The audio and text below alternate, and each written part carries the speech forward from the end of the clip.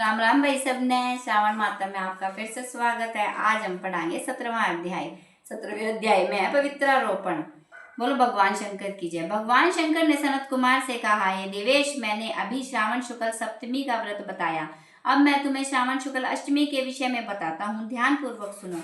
श्रावण शुक्ल सप्तमी को अधिवासन कर अष्टमी के दिन पवित्रारोपण करना चाहिए। जो मनुष्य पवित्रा बनवाता है उसका फल कहता हूँ। पवित्रा बनाने वाला यज्ञ, व्रत, दान सब तीर्थादि सेचन का फल कर लेता है, क्योंकि सर्वगता शिव सब में निवास करती है। अतः उसे न आदि व्याधि दुख पीड़ा होती है और न ही शत्रु का भय रहता है। उसे कोई ग्रह पीड़ा भी नहीं पहुंचा सकता। उसके समस्त कार्य अपने आप ही सिद्ध हो जाते हैं। राजाओं के पुण्य वृद्धि करने वाला इससे बढ़कर कोई दूसरा साधन नहीं है। श्रावण शुक्ल सप्तमी के दिन अधिवासन करके देवी के लिए उत्तम पुष्प, गंध, फल, सब प्रकार की पूजन सामग्री लेकर अनेक प्रकार से नवेद, वस्त्र, आभूषण आदि एकत्र करें। फिर पवित्र निर्माण करके पंचगव्य प्राशन करना चाहिए। फिर चारों द्वारा दिग्बली और अधिवासन करके सुंदर वस्त्रों से पवित्रा का आच्छादन करना चाहिए। 100 बार देवी के मूल मंत्र से अभिमंत्रित करके पवित्रा को देवी के सामने स्थापित करना चाहिए। देवी का सुंदर मंडप का निर्माण कर रात्रि जागरण करना चाहिए। अगले दिन प्रातः काल स्नान करके दिशाओं में बलि देनी चाहिए। विधिवत देवी का पूजन करने के बाद स्त्रियों तथा ब्राह्मणों को भोजन करवाना चाहिए, दक्षिणा देनी चाहिए। राजा का दृढ़ता के साथ नियमों का पालन कर उसे स्त्री, जुआ, शिकार और मांस का त्याग करना चाहिए। ब्राह्मणों को आचार्यों को स्वाध्याय का, वेश्यों को व्यापार और खेती का कार्य बंद करके कम से कम आधा दिन देवी का ध्यान कर मन को लगाना चाहिए।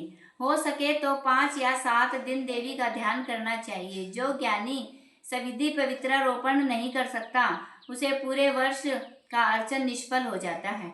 अतः मनुष्यों को भक्ति पूर्वक देवी प्रायण होकर प्रति वर्ष पवित्रारोपण करना चाहिए। कर्क अथवा सिंह राशि का सूर्य हो जाने पर श्रावण शुक्ल अष्टमी के दिन देवी के लिए पवित्रारोपण करना चाहिए। इसे नित्य कर्म समझकर करना चाहिए। सनत कुमार ने कहा, हे देवादिदेव महादेव, आपने जो पवित्रारोपण बताया है इसके निर्माण का विधि ठीक तरह से मुझे समझाइए। भगवान महादेव बोले, हे सनत कुमार, रेशमी वस्त्र, कुश या कांस से निर्मित ब्राह्मणी द्वारा रुई से बना सूत होना चाहिए। सूतों को 3 गुना कर पुण्य तिगुनी करके उनकी संख्या 360 होनी चाहिए।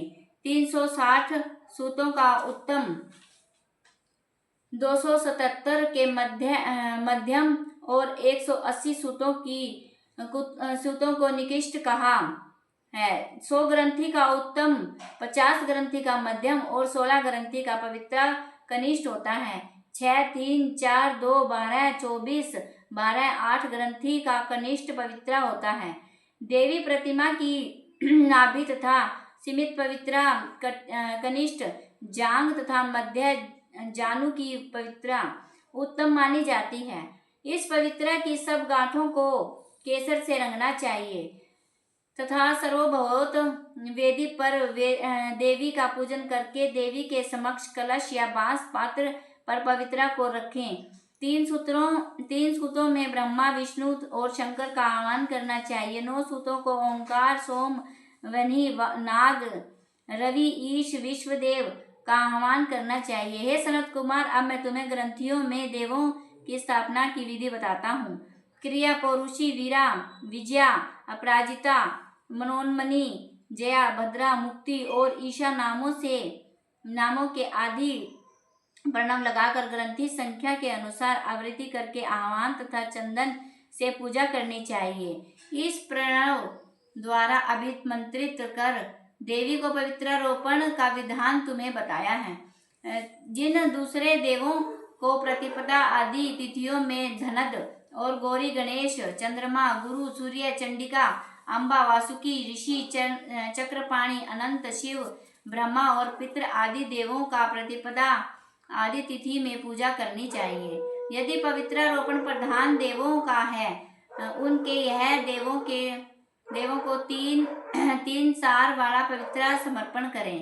श्रावण शुक्ल पक्ष की कृष्ण पक्ष की नवमी तिथि का महात्म दोनों पक्षों की नवमी के दिन या यथाविधि कुमारी नामक देवी का अर्चन कर नक्त व्रत कर दूध शहद मिलाकर भोजन करना चाहिए या उपवास रखकर इस दिन कुमारी नाम की देवी से निरंतर पूजन करना चाहिए।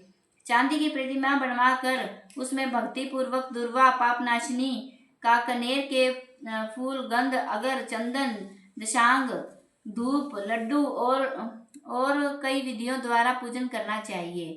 कुंवारी लड़कियों को भोजन कराकर ब्राह्मणों को भक्ति पूर्वक भोजन कराना चाहिए। फिर मौन धारण कर बिलपत्र भोजन करना चाहिए। नवमी व्रत प्राणियों को सब पापों को नष्ट करने वाला, समस्त संपत्तियों को प्रदान करने वाला, पुत्र पौत्र आदि की वृद्धि करने वाला और सद्गति को प्राप्त करने वाला होता है। बोलो शंकर भगवान की जय, श्रावण मातम की जय। हर हर महादेव।